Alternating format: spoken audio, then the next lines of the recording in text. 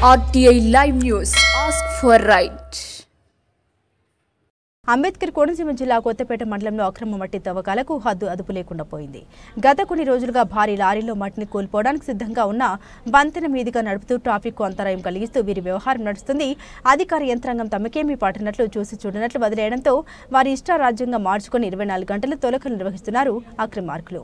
బోడిపాలెం వంతెన శిథిలావస్థకు చేరి ఎప్పుడు కూలిపోతుందో తెలియని స్థితిలో ఉన్న భారీ వాహనాలు మాత్రం అధిక లోడు వేసుకుని మితిమీరిన వేగంతో ఈ భారీ వాహనాలు వంతెనపై ప్రయాణిస్తుంటే ప్రజలు భయంతో బిక్కుబిక్కుమంటూ జీవనం సాగిస్తున్నారని స్థానిక ప్రజలు ఆవేదన వ్యక్తం చేస్తున్నారు. అసలు మట్టి తవ్వకానికి పర్మిషన్ లేకుండా విచ్చలవిడిగా అక్రమంగా తరలిస్తున్న మట్టి మాఫియా కొండగా ఎవరున్నారన్నది ప్రజల్లో ప్రశ్నార్థకం. ఇంత విచ్చలవిడిగా లారీలు బహిరంగంగా ప్రధాన రహదారిపై ప్రయాణిస్తున్న అధికారులు ఎందుకు స్పందించడం లేదో తెలియడం లేదని స్థానికులు వాపోతున్నారు.